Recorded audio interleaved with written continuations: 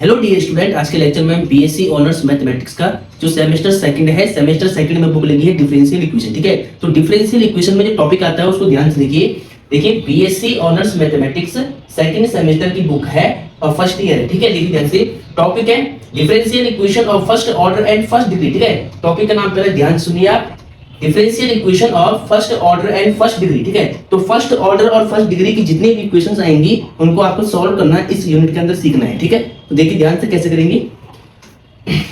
देखिए सबसे पहले आपको differential equation of first order and first degree का जो स्टैंडर्ड फॉर्म है वो मालूम होना चाहिए। ठीक है, पहले हम वो लिखेंगे स्टैंडर्ड फॉर्म ठीक है ऑफ लीनियर डिफरेंशियल इक्वेशन। तो लीनियर डिफरेंशियल इक्वेशन का जो स्टैंडर्ड फॉर्म होता है वो सबसे पहले आपको पता होना चाहिए। देखिए क्या होता है, dy by dx plus py equal to q। ठीक है, देखिए इस फॉर्म में देखिए कोई भी इक्वेशन अगर आप लाते हो तो उसको हम बोलेंगे standard form of linear equation of 1 degree and 1 order. ठीक है, तो ध्यान रखना है। तो ये स्टैंडर्ड फॉर्म होता है वेयर जहां पर p और q क्या होगा, देखिए where p and q are functions of x। ठीक है, जहां पर देखिए p के प्लेस पर यानी y का जो कोफिशिएंट होगा और जो लास्ट में टर्म होगा वो x के फंक्शन होंगे, x वेरिएबल में कुछ वैल्यू होगी। ठीक है, ये ध्यान रखना है। चलो इसके बाद देखिए ये तो है स्टैंडर्ड फॉर्म। अब इसके बाद आपको इस टाइप की इक्वेशन को सॉल्व करने के लिए इंटीग्रेशन फैक्टर निकालना होता है। तो हम यहाँ पे क्या लिखेंगे, सेकंड टाइप में फॉर्मूला इंटीग्रेटिंग फैक्टर। तो इंटीग्रेटिंग फैक्टर यानी IF बोलते हैं शॉर्टकट में IF। ठीक है, इसको निकालने का फॉर्मूला क्या होता है, IF is equal to e की power p dx, integration of p dx। ठीक है, तो इंटीग्रेटिंग फैक्टर को निकालने का फॉर्मूला ये होगा। अगर इस टाइप की इक्वेशन है तो इस टाइप का इंटीग्रेशन फैक्टर निकालने का फॉर्मूला क्या होगा, IF is equal to e की power integration of p dx। ठीक है, अब इसके बाद देखिए थर्ड फॉर्मूला में क्या आता है, जनरल सॉल्यूशन या आप इसको बोल सकते हैं कंप्लीट सॉल्यूशन।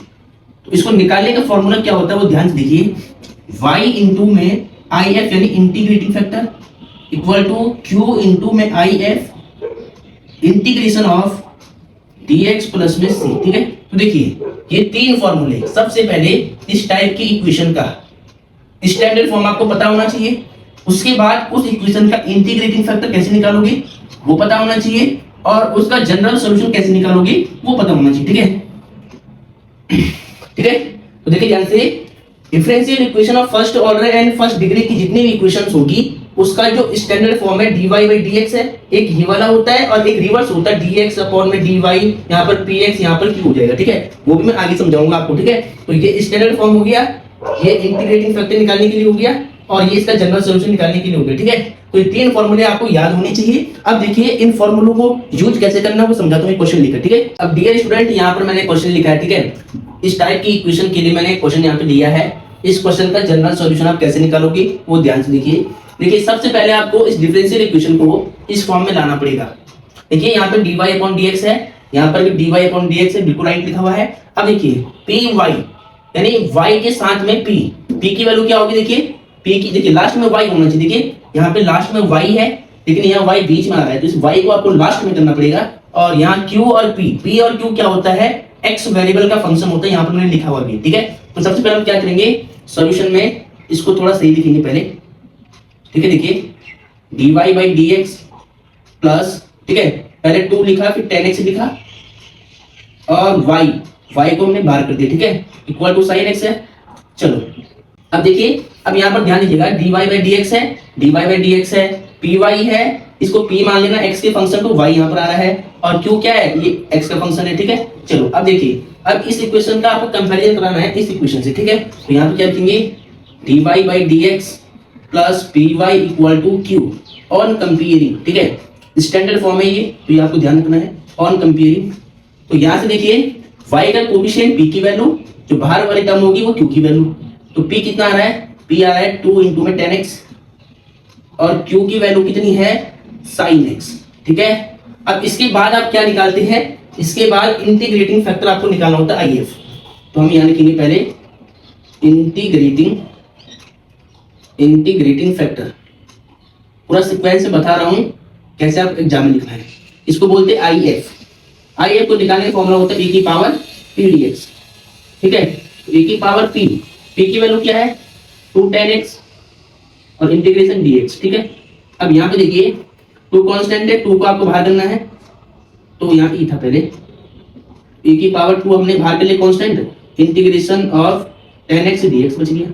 अब देखिए tan x का इंटीग्रेशन आप जानते हैं, आपने पढ़ा होगा इंटरमीडिएट में। यहाँ पे लिख देता हूँ formula, integration of tan x dx, इसका होता है log sec x। ठीक है, तो ये फॉर्मूला आपको याद रखना है। अब यहाँ पे देखिए e की पावर 2 इंटू में tan x का इंटीग्रेशन log sec x हो जाएगा। ठीक है, अब एक फॉर्मूला आपको और मालूम है कि log a की पावर b, इसको लिख सकते हैं b log e। ठीक है, तो इस फॉर्मूले से जो ये 2 है, ये log के आगे जो एंगल है इसकी घात बन जाएगी, पावर बन जाएगी। ठीक है, पावर बन जाएगा। ठीक है, तो e की पावर, मैं सही लिखूं इसको पहले, e की पावर log sec x का होल स्क्वायर। ठीक है, अब देखिए e और log रिवर्सिबल होते हैं, इनवर्सिबल होते हैं, तो e से log हट जाता है। ठीक है, अगर आपको नहीं पता है तो आप ये भी लिखिए, अगर कभी भी e आए और ऊपर log I, log f of x आई, मान लो कुछ भी हो सकते हैं फंक्शन, तो e से log हट जाएगा तो केवल क्या बचेगा, fx बचेगा। ठीक है, तो ये फॉर्मूला भी आपको मालूम होना चाहिए कि e से log हट जाता है, रिवर्सिबल होता है, तो यहाँ पर fx बच जाएगा। ठीक है, चलो, तो e से log हट गया तो यहाँ पे क्या बचा, sec स्क्वायर x है, तो ये स्क्वायर sec पे लगा लो, sec स्क्वायर x हो गया। तो ये आपके पास क्या है, इंटीग्रेटिंग फैक्टर आया। ठीक है, अब आपको निकालना है जनरल सॉल्यूशन। ठीक है, तो यहाँ पर हम क्या लिखेंगे, जनरल सॉल्यूशन या फिर कंप्लीट सॉल्यूशन भी बोल सकते हैं आप। तो मैं यहाँ पे लिखता हूँ जनरल सॉल्यूशन। तो इसको निकालने का फॉर्मूला क्या होगा, y इंटू में IF equal to q into में IF इंटीग्रेशन ऑफ dx। ठीक है, अब देखिए y सेम रखना है, IF की वैल्यू कितनी है, IF की वैल्यू sec स्क्वायर x है, q की वैल्यू कितनी है, sin x है भाई, और IF की वैल्यू क्या है, sec स्क्वायर x है। बस यहाँ पर आपको इंटीग्रेशन फाइंड करना है। ठीक है, अब यहाँ से हम सॉल्व करेंगे, तो y into sec square x square को एज इट इज, यहाँ पर देखिए साइन एक्स है, इसको बिल्कुल सेम रखना है। इस सेक स्क्वायर एक्स को आप लिख सकते हैं 1 अपॉन में कॉस स्क्वायर एक्स, फॉर्मूला होता है हाई स्कूल का। ठीक है, तो फॉर्मूला आपको याद है, हाई स्कूल में आपने याद किया होगा। अब यहाँ पर देखिए, यहाँ से कॉस बाहर कर लो आप, तो साइन एक्स अपॉन में कॉस एक्स मैंने ब्रेक कर दिया, और यहाँ बचेगा 1 अपॉन कॉस बचेगा, सिंगल कॉस, पावर को ब्रेक करके ना 2 बार लिख दिया इसको। ठीक है, और dx प्लस में यहाँ पे c आता है फॉर्मूले में, यहाँ पे c आता है जिसको बोलते हैं इंटीग्रेटिंग कांस्टेंट, इसका ध्यान रखना है। ठीक है, चलो अब देखिए y इंटू में सेक स्क्वायर एक्स, देखिए साइन अपॉन कॉस क्या होगा tan x, और 1 upon cos sec x dx plus में c।